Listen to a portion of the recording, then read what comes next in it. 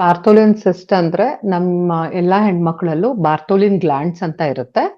ಅದು ನಮ್ಮ ವೆಜೈನಲ್ ಏರಿಯಾದಲ್ಲಿ ಇರುತ್ತೆ. ಅರ್ಥ ಆಯ್ತಾ? ವಲ್ವಾ ಅಂತ ಏನ್ ಹೇಳ್ತೀವಿ ಅದು ಒಳಭಾಗದಲ್ಲಿ ಇರುತ್ತೆ.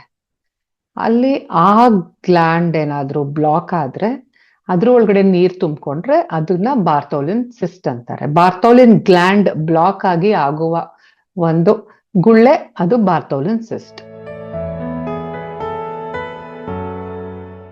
ಹೈಜೀನ್ ಸರಿಗಿಲ್ಲ ಅಂದ್ರೆ ಈಗ ನಮ್ಮ ಮೂಗಲ್ಲಿ ಹೆಂಗೆ ಗೊಣ್ಣೆ ಬರುತ್ತಲ್ಲ ಅಲ್ಲೂನು ಮ್ಯೂಕಸ್ ಅಂತ ಉತ್ಪತ್ತಿ ಆಗುತ್ತೆ. ಅದು ಬ್ಲಾಕ್ ಮಾಡ್ಬಿಟ್ರೆ ಅದಕ್ಕೊಂದು ಏನೇ ಒಂದು ಗ್ಲ್ಯಾಂಡಿಗೆ ಒಂದು ಔಟ್ಲೆಟ್ ಇರುತ್ತೆ. ಆ ಔಟ್ಲೆಟ್ ಬ್ಲಾಕ್ ಆಯ್ತು ಅಂದ್ರೆ ಅದ್ರ ಒಳಗಡೆ ತುಂಬಾ ಸೆಕ್ರೀಷನ್ಸ್ ಏನೇನ್ ಇರುತ್ತಲ್ಲ ತುಂಬ್ಕೊಳುತ್ತೆ. ಇದು ಬ್ಲಾಕೇಜ್ ಏನೇನು ಇನ್ಫೆಕ್ಷನ್ ಕಾಸ್ ಮಾಡ್ಬೋದು, ಇಲ್ಲ ಸಿಂಪಲ್ ಪುವರ್ ಹೈಜೀನ್ ಇದ್ರೂ ಕೂಡ ಇದೆಲ್ಲ ಆಗೋ ಸಾಧ್ಯತೆ ಇರುತ್ತೆ. ಸಿಸ್ಟ್ ಅಂದ್ರೆ ನೀರ್ ತುಂಬಿಕೊಂಡಿರೋದು. It will be clear, usually fluid thin ಇರುತ್ತೆ ಫ್ಲೂಯಿಡ್. ಆಬ್ಸೆಸ್ ಅಂದ್ರೆ ಕೀವ್ ತುಂಬಿಕೊಳ್ಳೋದು.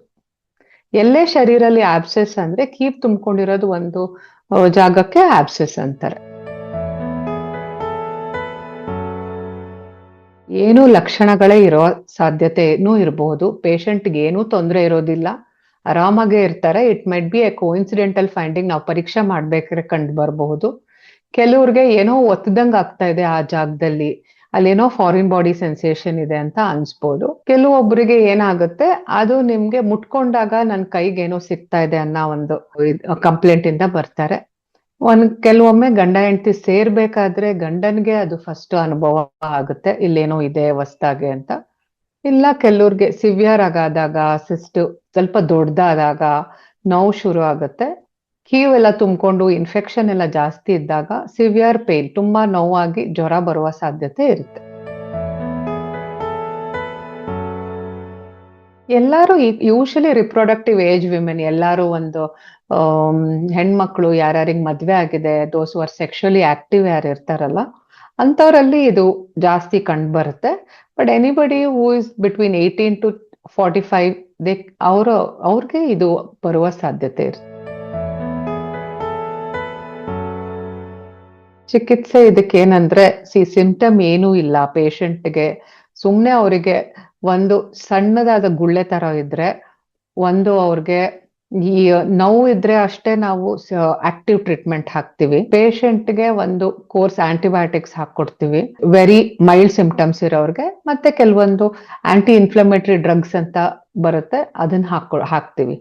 ಬಟ್ ತುಂಬಾ ನೋವಾಗಿ ನರಳ್ತಿರೋರ್ಗೆ, ದೊಡ್ಡದಾಗಿರೋರ್ಗೆ, ಕೀವ್ ತುಂಬಿಕೊಂಡು ಆಬ್ಸೆಸ್ ಆಗಿರೋರ್ಗೆ ಇದನ್ನ ನಾವು ಆಪರೇಷನ್ ಮೂಲಕ ಚಿಕಿತ್ಸೆ ಕೊಡ್ತೀವಿ. ಮಾರ್ಸುಪ್ಲೈಸೇಷನ್ ಅಂತ ಹೇಳ್ತೀವಿ, ಅದನ್ನ ನಾವು ಮಾಡ್ತೀವಿ. ಇದು 2 ಕಡೆ ಗ್ಲ್ಯಾಂಡ್ ಇರೋದ್ರಿಂದ ಮತ್ತೆ ತಿರುಗಿ ಬರುವ ಸಾಧ್ಯತೆನೂ ಇರುತ್ತೆ.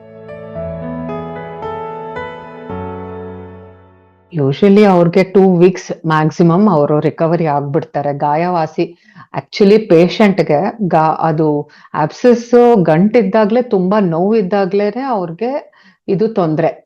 ಅವ್ರ ಪೇಷಂಟ್ಗೆ ಆಕ್ಚುಲಿ ನೀವು ಆಪರೇಷನ್ ಮಾಡಿದ ಕೂಡಲೇ they will be so relieved of pain, ಅಂದ್ರೆ ಅವ್ರು ಆರಾಮಾಗ್ಬಿಡ್ತಾರೆ. ಅವರು ಗಾಯ ವಾಸಿ ಆಗ್ಲಿಕ್ಕೆ ಮಾತ್ರ ಅಷ್ಟೇ 1-2 ವಾರ ತಗೊಳುತ್ತೆ.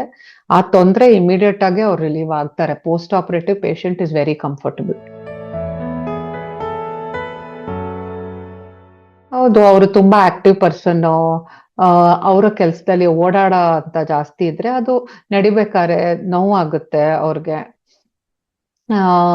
ಪೇಷಂಟ್ಗೆ ಡೈಲಿ ಆಕ್ಟಿವಿಟೀಸ್ ಮಾಡೋ, ಜ್ವರ ಎಲ್ಲ ಬಂದ್ರೆ ಡೆಫಿನೆಟ್ಲಿ ಅವ್ರ ಕೆಲ್ಸಕ್ಕೂ ಹೋಗಕ್ ಆಗೋದಿಲ್ಲ.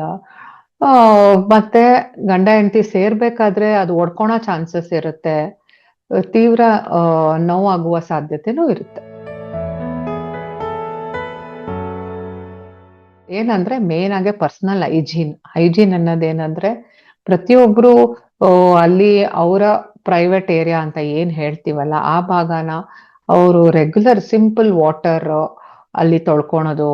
ಮತ್ತೆ ತದನಂತರ ಅವರು ಒಂದು ಸ್ವಚ್ಛವಾದ ಕಾಟನ್ ಬಟ್ಟೆ ಅಂಡರ್ವೇರ್ನ ಯೂಸ್ ಮಾಡೋದ್ರಿಂದ ಇದೆಲ್ಲ ಬರುವ ಸಾಧ್ಯತೆ ಕಮ್ಮಿ ಇರುತ್ತೆ. But it is not such ಅದು ಪ್ರಿವೆಂಟಬಲ್ ಕಂಡೀಷನ್ ಅಂತ ಅದನ್ನೇ ಪ್ರಿವೆಂಟ್ ಮಾಡಬೇಕು ಅನ್ನೋದು ಏನು ಸ್ಪೆಸಿಫಿಕ್ ಮೆಷರ್ಸ್ ಅಂದ್ರೆ ಇದಿಷ್ಟೇ. ಹೈಜೀನ್ ಮೇಂಟೈನ್ ಮಾಡೋದು, ಏನಾರ ಬಿಳಿ ಮುಟ್ಟು ಕಾಣಿಸಿದ್ರೆ ಅದನ್ನ ತಕ್ಷಣ ವೈದ್ಯರಿಗೆ ತೋರಿಸ್ಬಿಟ್ಟು ಚಿಕಿತ್ಸೆ ತಗೊಳೋದೇ ಅದಕ್ಕೆ ಟ್ರೀಟ್ಮೆಂಟ್. ಬಾರ್ತೋಲಿಸಿಸ್ ಪರ್ಸೆಗೆ ಏನು ಸ್ಪೆಸಿಫಿಕ್ ಆಗಿ ನಾವು ತಡೆಗಟ್ಟಕ್ಕೆ ಏನು ಮೆಷರ್ಸ್ ತಗೊಳಲ್ಲ. ಪೇಷಂಟ್ಸ್ಗೆ ಏನು ಅದ್ರ ಬಗ್ಗೆನೇ ಅಡ್ವೈಸ್ ಮಾಡಲ್ಲ. ಬಿಳಿ ಮುಟ್ಟಿರೋದಕ್ಕೆ ನಾವು ಇಮಿಡಿಯೇಟ್ ಆಗಿ ವೈದ್ಯರಿಗೆ ತೋರಿಸ್ಬಿಟ್ಟು ಅವರು ಚಿಕಿತ್ಸೆ ತಗೋಬೇಕು.